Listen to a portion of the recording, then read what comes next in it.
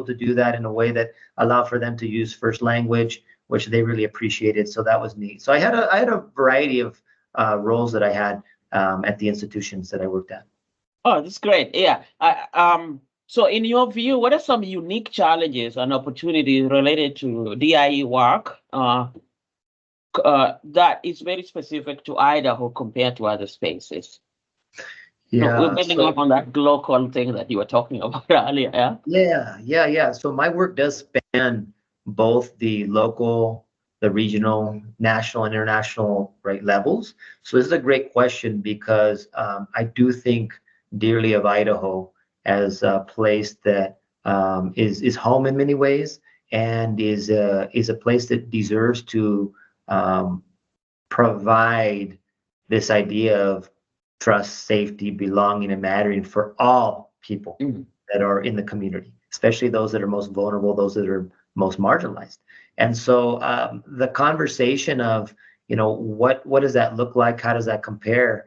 Is that it's similar in many ways to other places. I mean, there's several states that are going through challenging times right now. I mean, if you look at the news and the media and legislation that's out there, this isn't an Idaho thing where, okay, we need to improve the way that we do inclusion and equity. We need to bring in more diversity. This is something that, there's several places that are working on this or that have needs to improve in this area. So that's the first thing to share. The second thing is that there is a great community of both practitioners, but just diversity in general that exists. If you think historically to the Treasure Valley, right, which is where I know most of my Idaho background to be from, just because of where I lived and spent a lot of time, is that you have one end of the Treasure Valley which spans from the Oregon border going towards right Boise, which has been known really heavily as an agriculture base. So that's where a lot of our migrant families and my family came to Idaho many years ago, not to downhill ski or to go fly fishing. Those are great activities, but came to do the work that not many are willing to do, right? Which is that farm work, campesino work, that field work. And over time, right, you settle because there's this micro trail that goes from different state to different state and decided, okay, we're going to stay here in Idaho.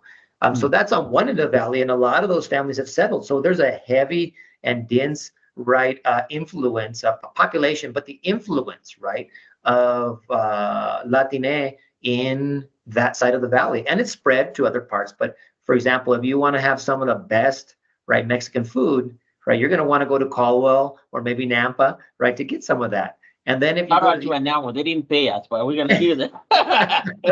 Yeah. And then as you start looking towards the other side, let's say, for example, I mean, you can go all the way to Mountain Home, right? And you have an Air Force base and the diversity that's brought in from an Air Force base. But then you also have a refugee resettlement community, right, that's in Boise. And so you see the beauty of the cultures and the individuals that are coming to make Boise. And now with the growing, right, boom of housing and I'd say in some ways gentrification, you're starting to see the need to move out of Boise into Meridian and into Canyon County from Ada County of some of those families that are resettling so that they can go ahead and, make ends meet. So you're starting to see a really, really interesting, diverse demographics take shape in the valley, which in turn means that it's really important that we focus on how do we create that belonging, how do we create that mattering.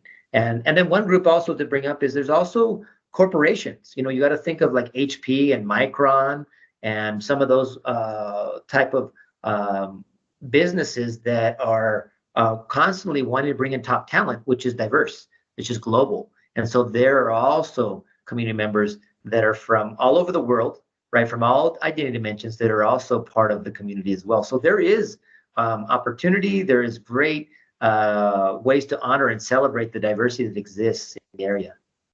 Yeah, that's interesting, and a general summary of how the demographics in the Treasure Valley is changing, and that does require changing in how we treat people who are different and how we accommodate it. I was interested in what is specific about Idaho that's particularly changing, challenging as regards to DIE? I mean, you mentioned several things that are happening all across the state, but is there something that you would say is very unique to this area that make your work really more needed than in another space?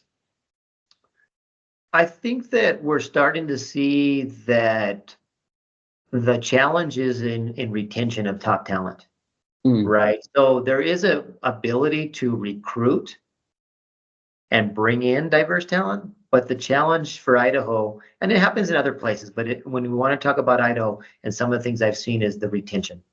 So what are you doing as far as an organization and infrastructure to make sure that the individuals feel safe, that there's that trust, that they're taken care of? Otherwise, they're going to say, I need to go somewhere else. And so a lot of effort is put on the front end to bring in top talent, the talent acquisition side, the recruitment side, right? How do we bring in all this talent? How do we go ahead and put all of our efforts and our money and our budget lines towards this? And then there's this, there's a lack of understanding of how much effort it is to retain them. And that comes in different shapes and different forms. I mean, I've seen examples of organizations that say, we're going to bring in employees that, for example, have a urban background, and then they're now in a rural space. And they're like, what about transportation? I'm used to an urban area where I can go ahead and get 3 different modes of public transportation, and right now it's lacking. And they didn't have the foresight to think about, okay, transportation is a need of this individual. I've seen things that have related to beauty and hair care, or like barbers. I need a specific barber. I need somebody that can take care of me. And there's not enough options there. And a barber shop for a lot of people is not just a space to get a haircut, but it's a space of refuge and community. And if there's not something there that people can go to that they need as a space for community, they're going to say, I don't know if this is going to work. I thought that this would be here. And then in turn, right, teams that are bringing in, like the talent acquisition teams that are bringing in this diversity, that's a piece that wasn't thought of. And how do we go ahead and take care of them? Companies and groups are shifting. They're pivoting quickly to figure out how to make that happen. But that's a thing that I think is still a challenge for the DEI space of what's the backside of this? What is the retention model, the tools, the resources needed to make sure that people don't just appreciate that you're interested in bringing them, but that you really care to make them feel like this can be home.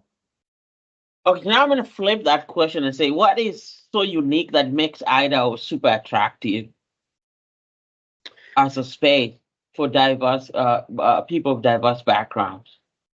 I think the thing that makes it attractive in my mind is for a certain type of individual that says this can be a place where, because it's still growing, because there's still a lot of opportunity, to have the growth mindset, right? To say there's not a lack of things, but there's a potential, there's a possibility, not a lack, but a possibility for